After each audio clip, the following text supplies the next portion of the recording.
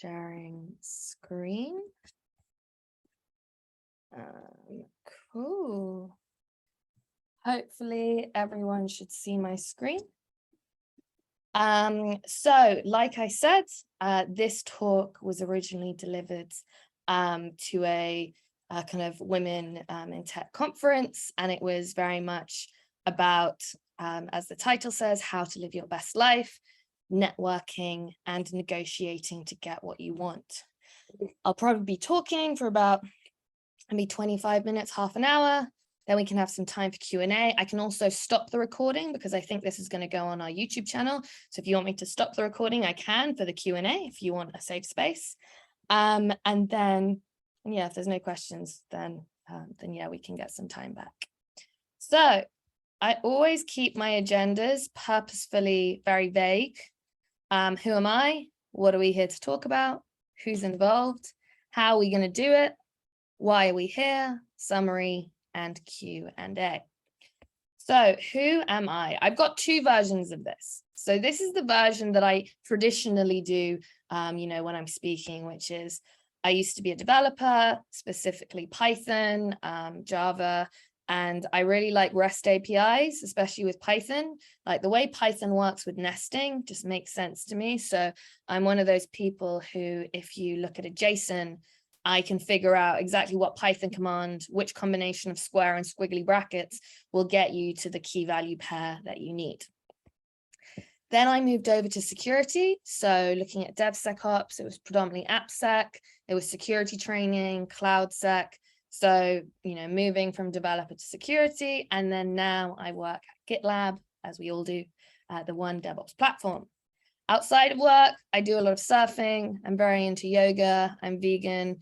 I have a lot of tropical plants. You can probably see them. They're literally, what you can't see is what I can see, which is about 40 plants on my table. But anyway, this is a little bit about me. But actually, I think what would be more valuable is to kind of take a step back in terms of who am I version 2? And anyone who's joining the Activate Your Agile Career session, which will be later today, that kind of is what inspired me, because I was thinking, okay, how have I got to where I am? How did I get there in the whole negotiating and networking? So I did uni, I did computer science and business management. Then I was a makeup artist. So I also did a makeup qualification. I was on YouTube. I even went to YouTube to film a music video for, not for my music, but I was being a makeup artist. I was doing weddings. I was doing fashion shows, like nothing to do with my degree. Then I thought, okay, maybe I'll get a real job. And I actually went into sales and recruitment, and I've chosen this floating money emoji because I was chasing money, but I wasn't actually getting it. And then I had this lightning moment in 2017. And I started to think about, what do I want? Do I want to, do I want to sit in an office all day? Do I want to do recruitment? Also, the Brexit vote had just happened. It was the same year as Trump. So it was a year of very much global, I'd say, political instability, like, wait a second, what's going on? So I decided, hey, I'm going to change. I became a Python developer. I actually moved to Warsaw, which is in Poland in Eastern Europe. So I moved from London to Eastern Europe. I liked Python. I also missed London. So then I came back, got my first security job at Sonotype. And when I say security job, I am a solutions architect. I've always been one. Well, I say always. This was my first solutions architect job. So I'm not a security engineer, but a solutions architect in a security company. Then I moved to Secure Code Warrior, which is also security. And then now GitLab, which, as you can see from the emoji, is pretty awesome. And also everything on the right side in terms of how I've got to where I am was actually a lot to do with on the left side in terms of working in sales, working in recruitment, being a freelance makeup artist. So I actually learned a lot within sales, which has helped me with my career, because when you're moving career, or when you're, going for promotions, or when you're trying to change your life, being able to negotiate and network is so, so valuable. So another version of this graph, this is actually my salary, taking the numbers off, but you can kind of see uni, 0, makeup, sales, not earning that much. this was my lightning moment. You can actually see I actually took a cut at that point, and that was because I changed country. If I'd stayed in the UK, I probably would have remained on the same. But I went from, you know, an okay salary to like, I think it was a couple of €100 a month, which I think anyone will know isn't really that much. But thankfully the rent was really cheap, life was really cheap. So, you know, I survived, and it was only for 6 months. But if I had stayed where I was, if you look at the trajectory, kind of looking at like that angle, but actually what ended up happening is through these job moves and everything that I learned, I've managed to, keep going like the rocket. That's the aim. You know, we'll catch up in 10 years and we'll see where I am. So I think what's most important, that was just a bit about me and kind of my journey career-wise.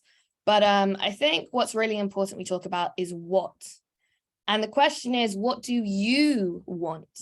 I want to talk about myself and my experience, but I can't really answer this question for you. And I think there's a few things to bear in mind.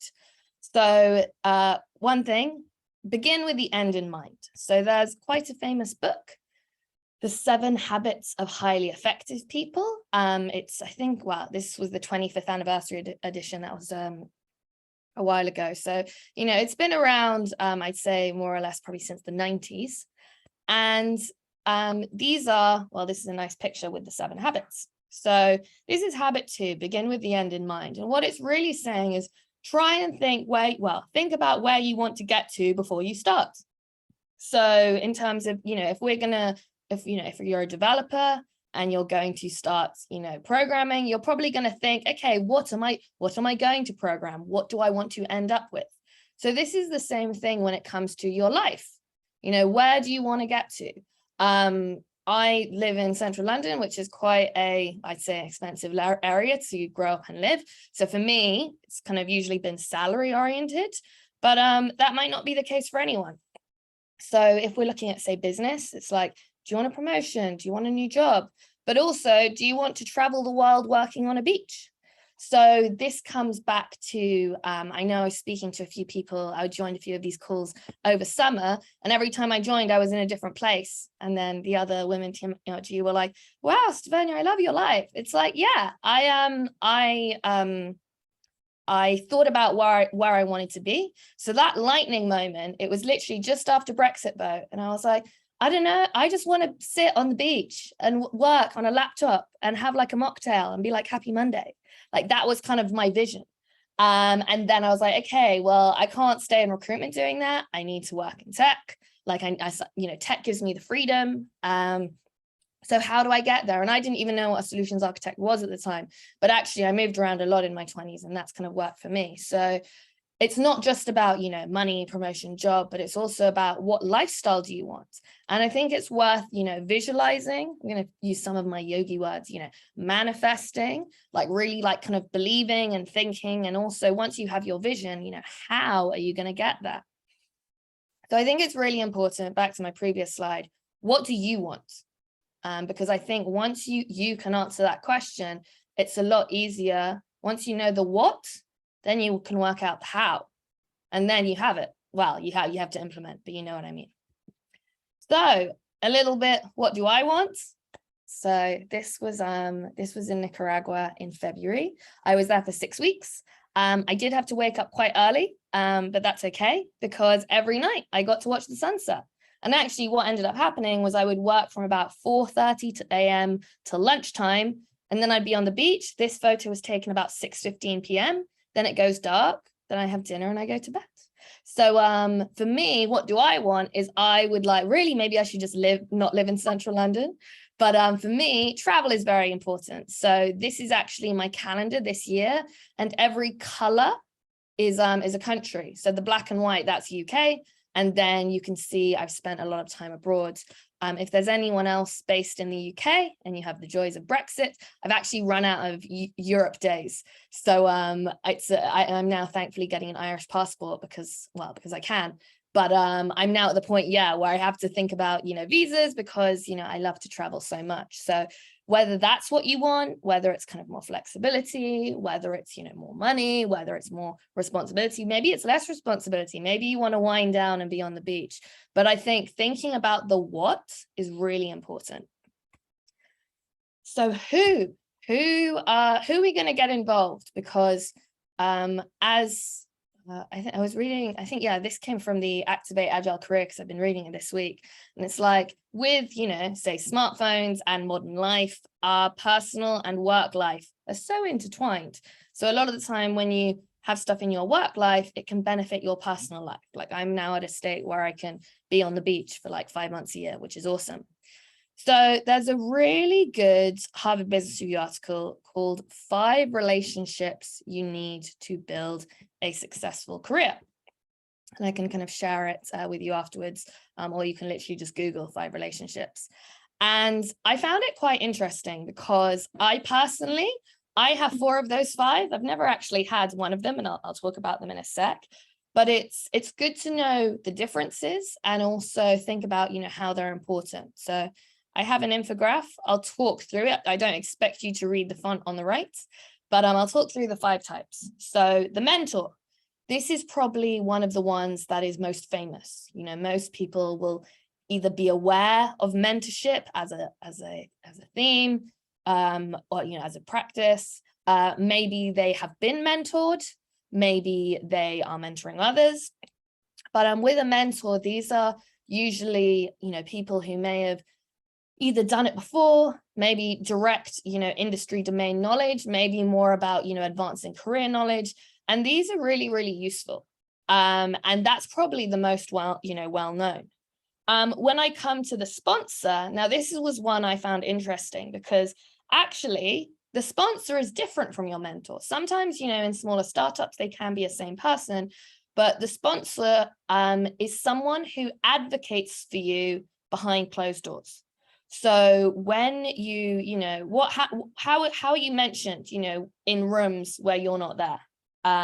So for example, I'm going to talk about this in a minute, but I was chatting to someone in the organization, and then like 3 weeks later, they added me in a secret Slack channel, which had all our board members, because someone in our board had said, hey, we're looking for a female speaker to be on the OWASP DevSlop technical show. Do you know anyone? And then this person who I'd only met a week ago, but who was fairly senior and was like, yeah, I really like what you're doing. He then put me forward for this role, which I would have known nothing about.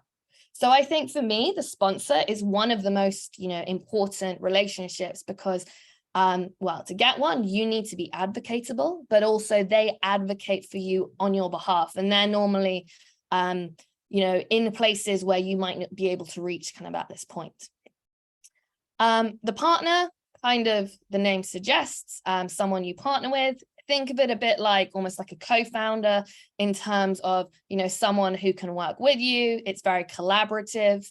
To help, you can help each other. The competitor, this is the one that I haven't quite had, and I don't know if that's not to do with my I say personality. I'm not like naturally, actually that's a lie. I am so competitive that I choose not to be competitive, because if I lose, I'll have a tantrum. I learned this at school, like especially when I was about a teenager. I realized I was too competitive to be competitive. I had to just not be competitive, step away, etc. So yeah, with the competitor, like I said, check out the article because it'll give you a full definition. They can just really help you stay motivated, because if you're in competition with someone, even if it's a light-hearted one, then, you'll presumably both perform better as long as it's a friendly competition. And then finally, the mentee, and this is really valuable. And that's what I've started to notice now. When I started in cybersecurity a few years ago, I was definitely mentored, and I was fortunate to be. And now I'm at a point where I'm speaking to a lot of people who are maybe doing tech changes, maybe very junior in their career. They're just out of uni. And they're like, oh yeah, I want to, can you mentor me? And I'm like, yeah, sure. And it is a real feel good, fuzzy feeling. And a lot of the times with the mentor-mentee relationship, it's interchangeable. So my very first mentor, he was a senior solutions architect. He'd worked in financial services, in IT operations for the last 20 years. And he would come to me and he would say, hey, I've just spoken to, say, HSBC, and I need to get this Python script running with APIs. Can you help me out? And so I taught him about Python, about object-oriented programming, because all of his scripts were just functional. It was just one line. And I said to him, I was like, okay, I'll teach you this. You teach me everything else. So I always firmly believe this, that I personally think you can always learn something from anyone. I was in Nicaragua, and there was someone who I shouldn't, I'm trying to be nice. This isn't that nice. I genuinely thought they were an idiot. Like, I just didn't really get them. And I felt, it's not that like saying someone's slow is kind of offensive, but as in, I just kind of knew that I wasn't going to really get along with them. And anyway, and they were a bit annoying, whatever. But then we were on the beach, and him and this other guy would have a habit of going out swimming, like for an hour. And I struggle at swimming and I love to surf. So I was like, oh, how do you swim? Because this is how I do it. And then we're standing on the beach, like waving our arms, but he taught me how to swim. So even though intellectually I didn't feel there was anything I could learn from him, actually physically swimming, I still learned a lot. So whether it's these types of relationships or others, it's definitely worth thinking about, if I go back to my 7 habits, one of the other ones is, how can we make a win-win? So when we look at networking, and I had this title, Importance of Networking, and then I was like, actually, I need to add this on the end, in different places, because there's a lot of different places you can meet people. So you can network in your team, you can network in other teams. You can also network at events and conferences, and, events and conferences, okay, yes, they're real life, but you can also have virtual ones as well. And the same, networking on social media. So if maybe if you're naturally introverted, or maybe you're staying COVID safe and you don't want to physically mingle with a group of strangers, that's okay. You can still communicate with people on email, on text.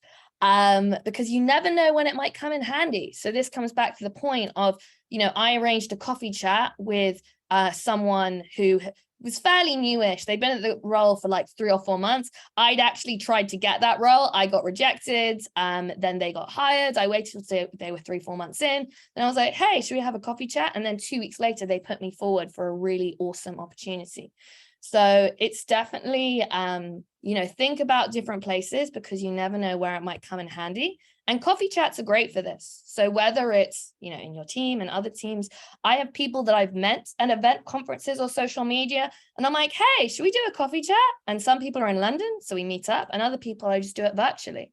So, building a network, because, well, I'll say it for a third time, you never know when it might come in handy, and it can be really helpful, knowing a broad range of people, whether it's for promotion or whether it's for swimming advice. So how are we going to do this? And this is where I'm going to give some book recommendations, because some of them, some of the answers aren't too cliche. I'm not seeing this, we're not doing this live, I can't see all your faces. But step 1, list of awesomeness. I have always had a list of awesomeness, and actually at GitLab, it's also known as an individual growth plan. So if you haven't heard of, or you don't have an individual growth plan, look it up in the handbook. I would really recommend it. What I used to do is I used to just have an Excel sheet, and it was really simple. I would have kind of subheadings, like say for my role, it was like, business closed. I also did sales training once a week. So it'd be like sales training. And then the next cell would be like DevSecOps to all the salespeople, twice a month, or like training all new starters, 1 hour session, or, whatever it was. And then I would, at the end of each quarter, I would kind of, that would be that quarter done. And then I would use that. I would speak to my manager, every quarter, and be like, hey, how's it going? Hey, I wouldn't literally put it in their face, but pretty much, here's my list of awesomeness. Because what you want to do is you want to make yourself advocatable. So if you are advocatable, it is very easy, for people to advocate for you, and for you to kind of rise in the direction you want. And this all comes back to the beginning. What do you want? Because I am, trying to do a broad enough presentation to be relevant for all. But it's very much about what you want, because if you actually want to go off grid and retire and have a little farm in the middle of nowhere and like have a wind turbine, that's awesome. So maybe you want to like start networking in those circles. You want to make yourself advocatable because maybe you want to have a shared commune living, etc. So everything I say, try and relate it to, you know, what's important to you. And the final one is types of work. Now, this is really important to me. So we have two types, well, two matrices. We have planned work and we have unplanned work. And then we have visible work and we have invisible work. So an example of, so this planned and unplanned, this kind of comes back a little bit to SRE, site reliability engineering. And the whole essence kind of planned, you know, and unplanned is you're never going to stop the pager going off. You know, there's always, you know, production at some point, there are going to be incidents. But what we want to do is reduce the chance of incidents. We want to reduce our unplanned so that we can do planned and strategic work. Similarly, visible and invisible work. For me, if I'm doing unplanned invisible work, for me, that's an issue. Like unplanned work will always happen. But what I do is I will, you know, the easiest way to move something from invisible to visible is to, you know, put it on your list of awesomeness. Like I worked on these, you know, over the course of the quarter, these 17 issues over time with challenging customers, or, you know, whatever the case may be. Because ideally, you'd like all your work, you know, to be there, you know, planned and visible, because that's more strategic. And then you can look at your week and be like, okay, this is what I want to get done this week. This is, you know, this will get me closer to my end goals. But, you know, like I said, you can't stop the pager from going off. There will always be unplanned work, but I would recommend moving from your unplanned invisible to your planned more visible. Similarly, if you'll keep getting unplanned work, and it's invisible, how will anyone know? How will anyone be able to help you, you know, get it off your back? So even just having conversations with your team, like, oh, wow, you know, I keep fighting fires the entire time. Does this happen to you too? Or maybe there's, you know, simple changes that can be made so that you have less firefighting. So positive mental attitude. I want to say easier said than done. If I'm honest, I'm actually having a really like day today. So even though hopefully I always seem positive and happy, I'm really not today. But anyway, here we are. So there's a great book that I read earlier this year, and it's called You Are a Badass: How to Stop Doubting Your Greatness and Start Living an Awesome Life. And this was a very interesting book because I thought it was like, it knew how to poke fun in itself. It has elements of spirituality in it, but it's kind of talking about some of these themes. So, you know, if you really believe in yourself, and then you have kind of a positive mental attitude, it basically says good things will happen if you truly believe. And I know it's not that simple. So I'm not gonna, and even she knows, that's what I mean. She pokes fun at herself, but I think there is something to be said for that. So even basic human psychology, I'm from the UK. Sometimes we can be a bit negative in terms of like, oh, you know, oh, the weather's a bit terrible today, or kind of other cliches. But actually it's like, oh, how are you doing? It's like, oh yeah, I'm doing great. How are you? Then the person will probably be like, oh, cool. How come? But if you're like, oh yeah, no, actually, I really suck right now, the person will probably empathize, but then they'll also go in with a kind of negative. So trying to maintain a positive mental attitude, especially from through my journey, has definitely really helped. But that's not always possible. So I found this little I want to say image table, and I can talk you through it. Hard times hit, there's problems, there's anxiety, there's depression, there's worst case scenario. It's a negative spiral. So what can you do? You know, think more big picture. But actually, I think the most valuable thing is on the get positive.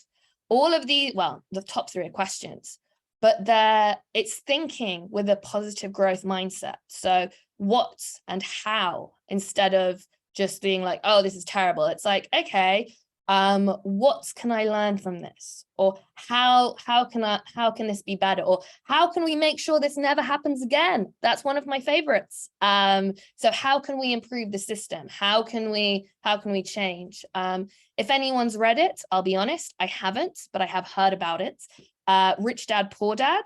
One of my favorite analogies from the book is that the poor dad would be like, I can't do this. Whilst the rich dad says, how can I do this? So when I am faced with either figuring out what I want, I live in, well, I've mentioned a few times, I live in central London, and the average house, I live in a shoebox, by the way, a rented shoebox, but the average house price in my area is probably like 10 mil, like no jokes. If I wanted a big house with a family, no garden, but you know what I mean. So instead of being like, I'll never be able to afford it, which may be true, but I'm not going to admit it, I always say, how can I?